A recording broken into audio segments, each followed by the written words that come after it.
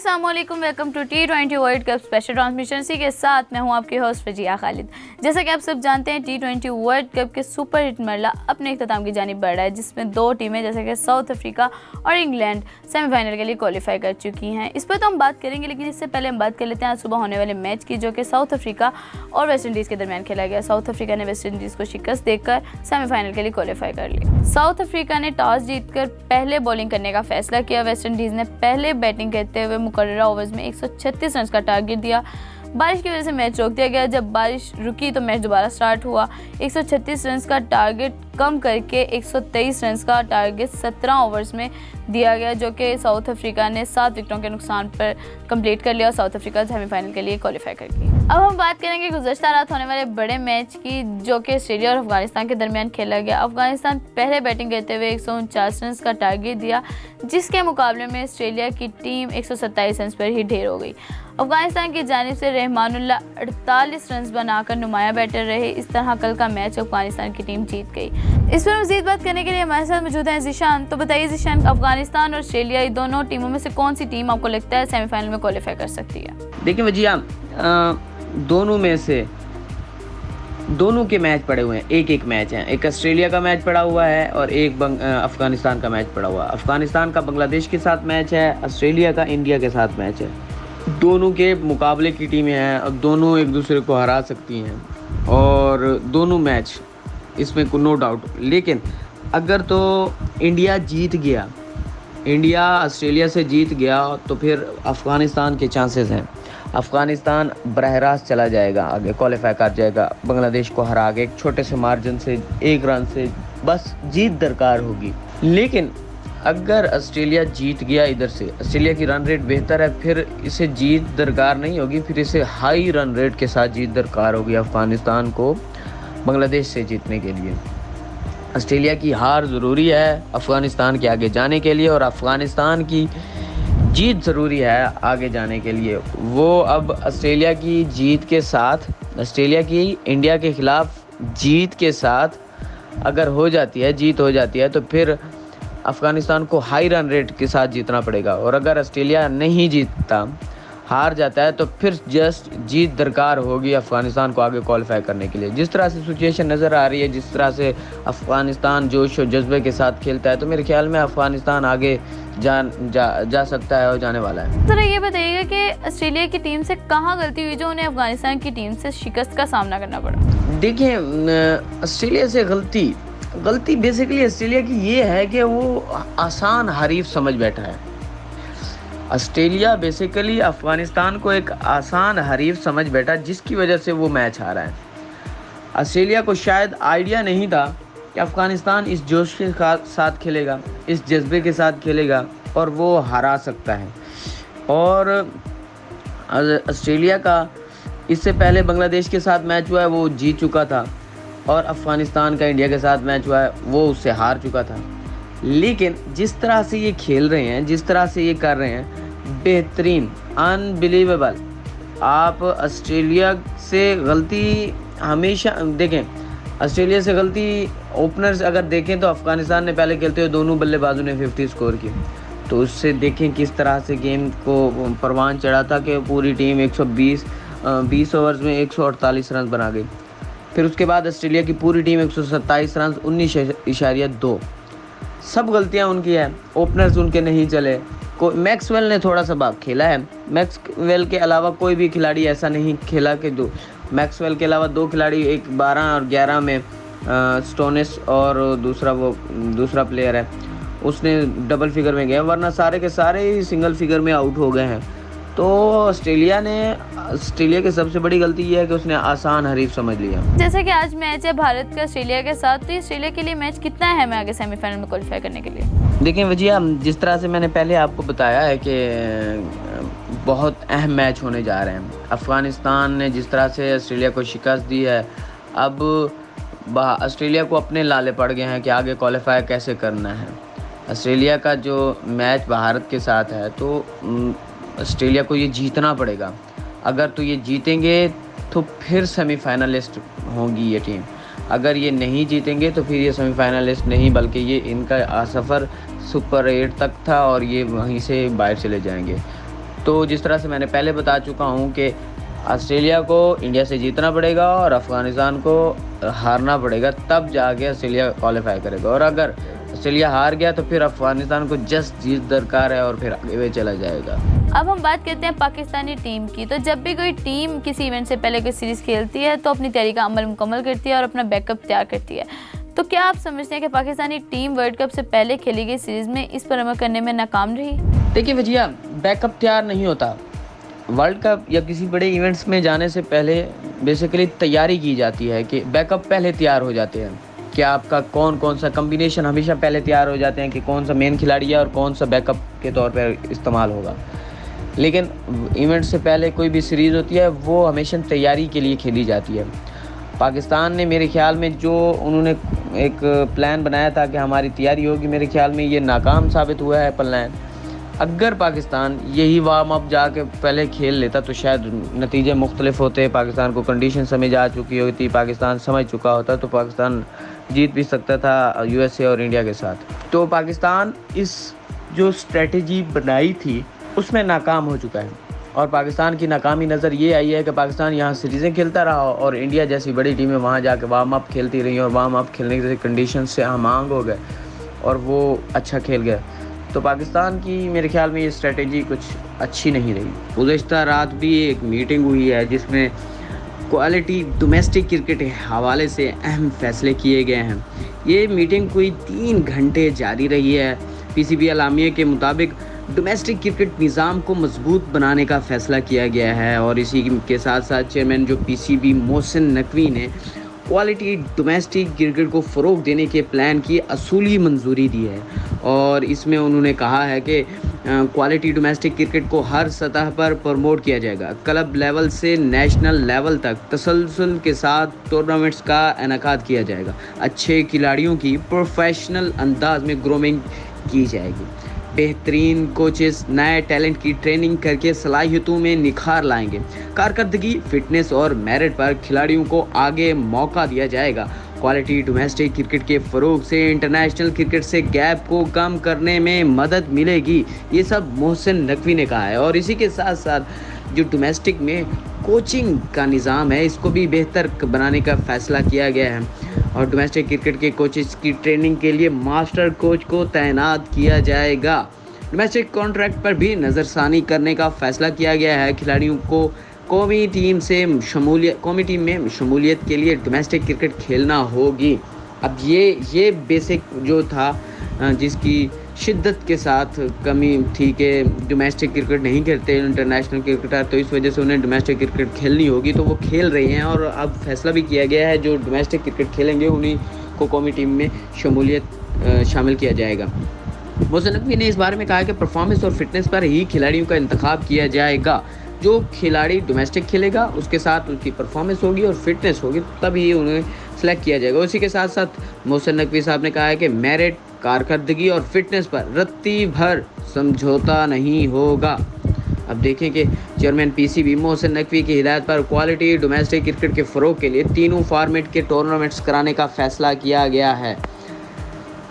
नए टैलेंट को सामने लाने के लिए हंगामी बुनियादों पर काम करना होगा। ये सब मोहसिन नकवी ने कहा है। जो पीसीबी अलामिया के मुताबिक मोहसिन नकवी ने कहा है कि नए टैलेंट पर सरमायाकारी से क्रिकेट को निचली सतह पर फ़रोग़ मिलेगा और मस्बत नताइज सामने आएंगे। और इसी के साथ साथ जो 3 घंटे का इजलास हुआ है जिसमें पीसीबी के chief operating officer Salman Naseer, chief financial officer, selection committee के analyst Bilal Afzal, director international cricket, high performance centres, domestic cricket, PSL commercial और मुतलका हुकाम ने इजलास में शिरकत की है और इजलास में भारत, ऑस्ट्रेलिया, इंग्लैंड और न्यूजीलैंड के डोमेस्टिक क्रिकेट के ढांचे के खदोखाल का भी जायज़ा लिया गया। इजलास में क्वालिटी डोमेस्टिक क्रिकेट के फ़रोग़ के लिए सिफारिशात और तजावीज़ पर भी गौर किया गया है। अब देखें कि मोहसिन नकवी साहब ने वो जो सर्जरी की बात की है उसमें एक तो टीम को सारी की सारी एक तरह से उनका पोस्टमार्टम होगा और उसी के साथ साथ बेहतर कैसे किया जाए वो इजलास शुरू हो चुके हैं, वो उस पर काम शुरू हो चुका है जिसकी पहली मीटिंग गुज़श्ता रोज़ हुई है और जिसमें उन्होंने ये तमाम तर सूरत हाल डोमेस्टिक को उन्होंने रिस्ट्रक्चर करने के हवाले से बात की है और उन्होंने मेन चीज़ इसमें ये थी कि जो डोमेस्टिक खेलेगा उसे ही कौमी क्रिकेट टीम में शामिल किया जाएगा और फिटनेस और परफॉर्मेंस की बुनियाद पे कौमी क्रिकेट टीम की सिलेक्शन होगी। जी तो नाज़रीन, यहाँ वक्त हो जाता है एक छोटी सी ब्रेक का। मिलते हैं एक छोटी सी ब्रेक के बाद।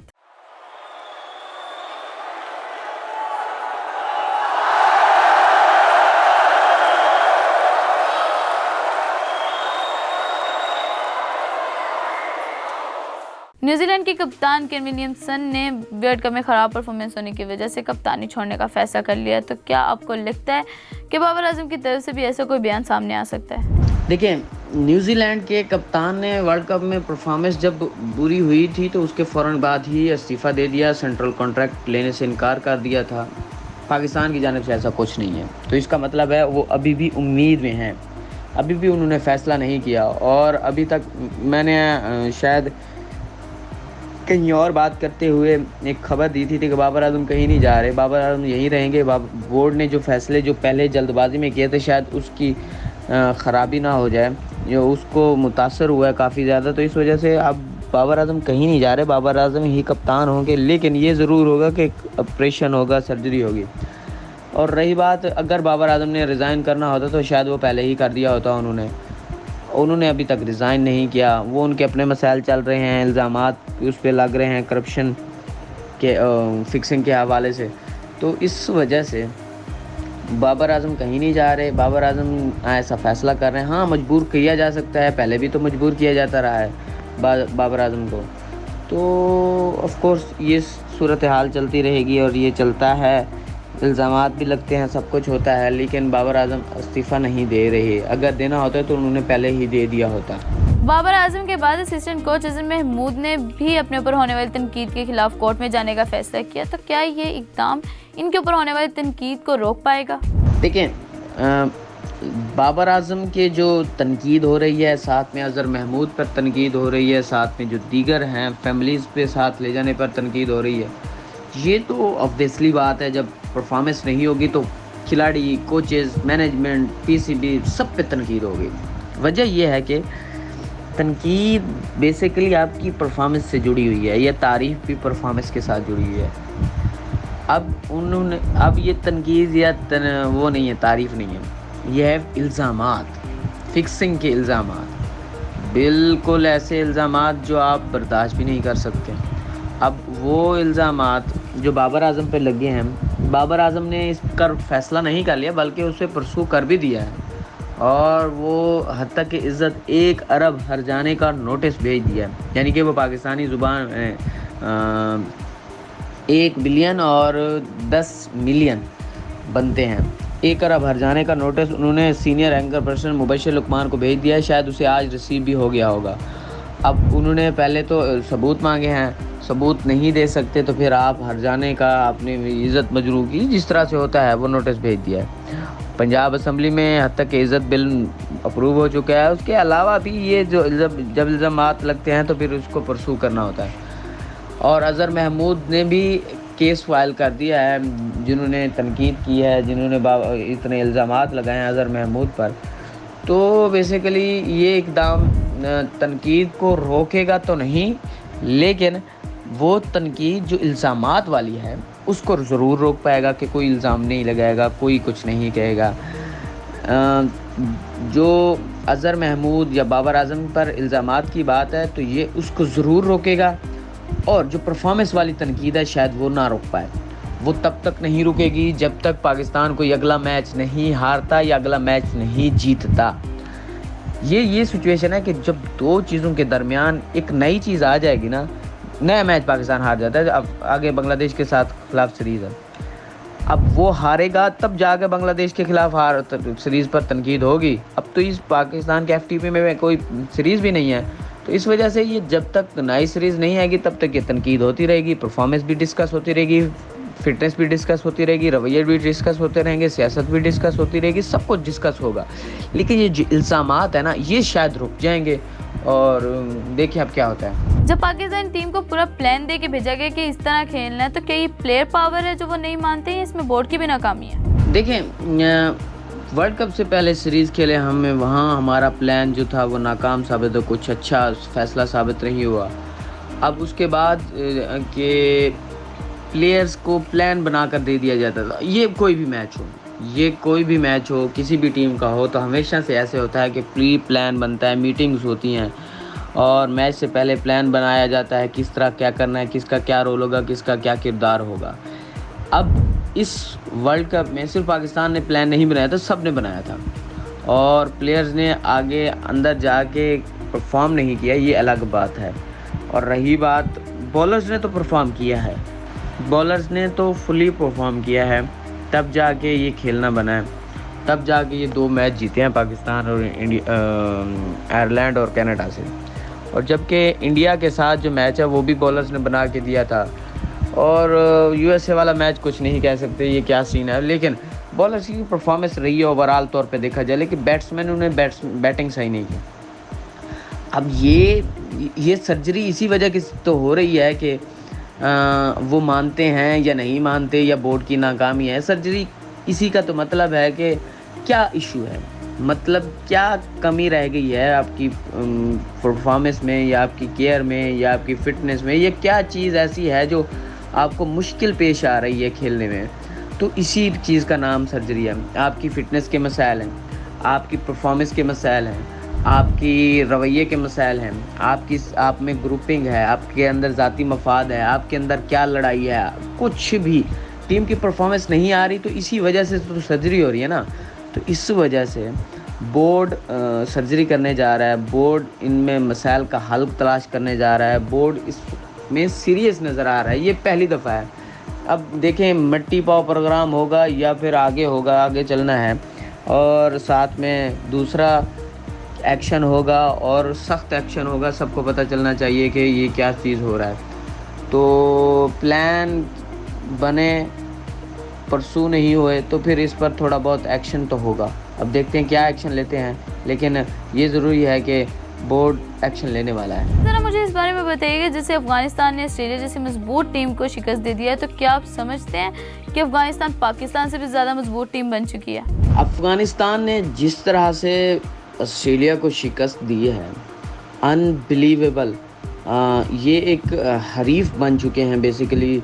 आपने कुछ गुज़श्ता 2 सालों के दौरान ऑस्ट्रेलिया ने अफ़गानिस्तान के साथ एक वीमेन क्रिकेट के या वीमेन एम्पावरमेंट के हवाले से ऑस्ट्रेलिया के अफ़गानिस्तान के साथ सीरीज़ खेलने से इनकार किया है। 2 सीरीज़ों में उन्होंने इनकार किया है, और अब जिस तरह से पाक भारत हरीफ होते हैं उसी तरह से ऑस्ट्रेलिया और अफ़गानिस्तान भी हरीफ हैं, और जिस तरह से उन्होंने शिकस्त दी है, टीम का मोराल बुलंद हुआ है। और रही बात दूसरी कि वो पाकिस्तान से भी मजबूत टीम बनते जा रहे हैं, बिल्कुल ऑफ कोर्स। अब अफ़गानिस्तान में पिछले हमारे प्रोग्राम उठा के देख लें तो हम बार बार कह रहे हैं कि अफ़गानिस्तान अब छोटी टीम नहीं रही, अफ़गानिस्तान एक बड़ी टीम बन चुकी है।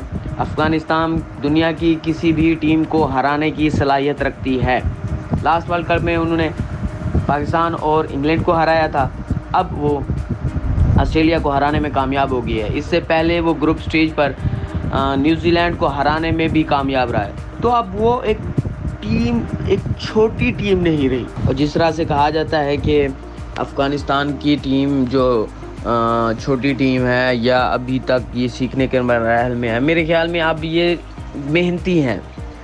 पहले प्लेयर से लेकर आखिरी प्लेयर तक सारे के सारे मेहनती हैं, मेहनत करते हैं, जोश लड़ाते हैं, जज्बे के साथ खेलते हैं, और फुल जज्बे के साथ खेलते हुए आप किसी भी टीम को हराने की सलाहियत रखते हैं। तो इस वक्त अफ़गानिस्तान का जोश और जज्बा अरूज पर है, और वो बढ़ती हुई टीम आगे बढ़ती हुई, ये बहुत बड़ी अचीवमेंट है कि आप मुसलसल दूसरे वर्ल्ड कप में बड़ी चैम्पियन बड़ी टीमों को हराते जा रहे हैं। तो ये मेरे ख्याल में पाकिस्तान से भी इस वक्त जो पाकिस्तान की सूरत हाल है, पाकिस्तान से भी बड़ी टीम बन गया है। पाकिस्तान को इससे सीखना चाहिए कि कैसी एक जान होकर खेलना है, पाकिस्तान को सीखना चाहिए कि कैसे जोश के साथ खेलना है, पाकिस्तान को सीखना चाहिए कि कैसे ये जज्बे के साथ खेलते हैं। बाकी हमारा इंफ्रास्ट्रक्चर कितना बड़ा है क्रिकेट का, लेकिन फिर भी हम वो परफॉर्मेंस नहीं दे पा रहे, जबकि अफ़गानिस्तान का पाकिस्तान से कई दर्जे कम है, फिर भी आप उनकी परफॉर्मेंस देखें कैसे बेहतरीन परफॉर्मेंस देते जा रहे हैं। जी तो नाज़रीन, इसी के साथ हमारे प्रोग्राम का वक्त हो जाता है ख़त्म। मिलते हैं एक नए दिन के साथ, तब तक के लिए अल्लाह हाफ़िज़।